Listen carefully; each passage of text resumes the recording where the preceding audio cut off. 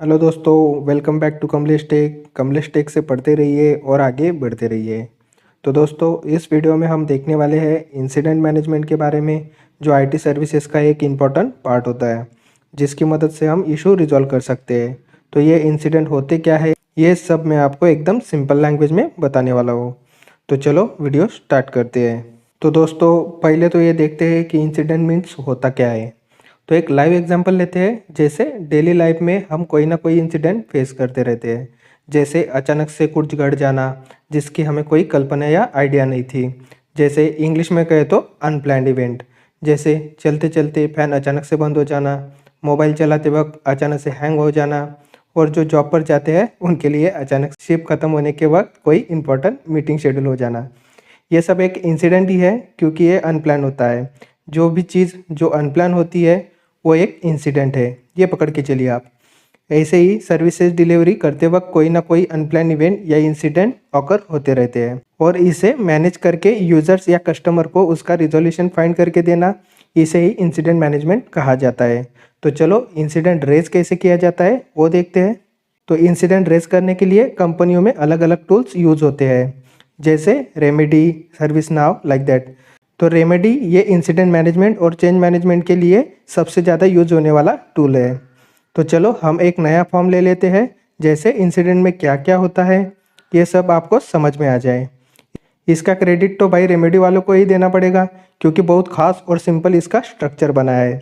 तो भाई credit goes to remedy support. तो स्टेप बाय स्टेप मैं आपको इंसिडेंट डिटेल्स कैसे फिल करते हैं वो बताऊंगा। तो दोस्तों, जब भी हम एक नया इंसिडेंट रेज करते हैं तो बाय डिफ़ॉल्ट एक इंसिडेंट नंबर वहाँ ऑटोमेटिकली आ जाता है। तो ये हो गया हमारा इंसिडेंट नंबर। अब सेकंड क्या होता है, कंपनी। कंपनी कॉलम में हमारी कंपनी का नाम आएगा जिसमें हम काम कर रहे हैं। तो मीन्स किस कंपनी से इंसिडेंट रेज किया गया है ये आएगा। थर्ड कॉलम है कस्टमर। तो कौन ये इंसिडेंट रेज कर रहा है, कस्टमर कौन है, उसका नाम यहाँ फिल करना पड़ेगा। नेक्स्ट है कॉन्टैक्ट। तो अगर सामने वाले को इस इंसिडेंट में कोई क्यूरीज आती है और कोई इन्फॉर्मेशन की डिटेल्स की आवश्यकता होती है तो वो हमें कांटेक्ट कर सके, इसलिए कांटेक्ट में कस्टमर की डिटेल्स भरनी पड़ती है। नेक्स्ट है नोट्स। तो नोट्स ये एक इम्पॉर्टेंट कॉलम है, क्योंकि इंसिडेंट क्या है ये इस कॉलम में ही हमें देना पड़ेगा, तभी तो सामने वाले को उस पर वर्किंग कर पाएगा, हमारा क्या इशू है क्या नहीं वो समझ पाए, इसलिए तो हमें नोट्स में कुछ ना कुछ डालना पड़ेगा ना। तो नोट्स टैब में थोड़ा डिटेल्स के साथ इशू डिफाइन करना पड़ता है। फॉर एग्जांपल, अचानक से हमारे नंबर पर कोई सर्विस एक्टिवेट हुई हो और उसका चार्जेस हमारी बैलेंस से कट गया हो, तो ये डिटेल्स हमें वहाँ भरनी पड़ेगी। तो नेक्स्ट टेम्पलेट, इसकी कोई ज़रूरत नहीं होती है। आगे का आता है समरी। तो समरी अपना इशू इन ब्रीफ में हमें डिफाइन करना पड़ता है, जैसे एक लाइन में क्या इशू है वो समझ आ जाए, क्योंकि जो इस पर वर्किंग करेगा वो सबसे पहले समरी या नोट्स ही देखेगा कि क्या इशू है। नेक्स्ट आता है सर्विसेज, सीआई। ये ज़्यादा कुछ इम्पोर्टेंट नहीं होता है। तो नेक्स्ट है हमारा इम्पैक्ट। तो इम्पैक्ट में क्या होता है कि ये जो इशू ऑकर हुआ है उसका इम्पैक्ट क्या हो सकता है, जैसे सिस्टम पर कोई इम्पैक्ट है या ये इशू जल्द से जल्द रिजॉल्व नहीं हुआ तो क्या क्या पॉसिबिलिटीज़ होगी कि यूज़र को इसकी मेजर लॉस हो सकती है। तो ये सब इम्पैक्ट में फिल करना पड़ता है। डेली टिकट जो आते हैं वो माइनर इम्पैक्टेड ही होते हैं, या मेजर इम्पैक्टेड हो तो सीधी आरएफसी रेज की जाती है। इशू फिक्स करने के लिए अगर आपको आरएफसी क्या होती है ये नहीं पता है तो ऊपर लिंक दिखाई दे रही है, वहाँ जाके आप डिटेल्स में वीडियो देख सकते हैं। तो अब नेक्स्ट क्या होगा, अर्जेंसी। अब उस इशू की सेवेरिटी क्या होगी, मतलब इशू रिजॉल्व करना कितना इंपॉर्टेंट और अर्जेंट है, उस हिसाब से सेवेरिटी असाइन करनी पड़ती है। जैसे अगर इशू कॉमन है तो 24 × 48 आवर्स में रिजॉल्व किया जा सकता है। तो सेवेरिटी मीन्स अर्जेंसी लॉग की होगी। इसमें S1, S2, S3, S4 जैसे 4 टाइप होते हैं। अगर इशू S3 या S4 है तो ये 24 × 48 आवर्स के अंदर रिजॉल्व किए जा सकते हैं। S2 और S1 as soon as possible, जितना जल्दी हो सके उतना रिजॉल्व करना पड़ता है। ये सब इम्पैक्ट और अर्जेंसी पर डिपेंड होता है, और ख़ास करके इसकी प्रायोरिटी कितनी है, सेवेरिटी कितनी है। जैसे सेवेरिटी इंपॉर्टेंट है वैसे ही प्रायोरिटी इंपॉर्टेंट है। तो प्रायोरिटी के भी 4 टाइप्स होते हैं, P1, P2, P3 and P4। तो ये भी डिपेंड होता है कि इशू कितनी प्रायोरिटी पर है।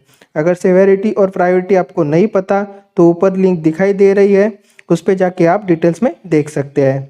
तो प्रायोरिटी में लॉ और मीडियम की टिकट्स ज़्यादा आती रहती है, मतलब P3 एंड P4।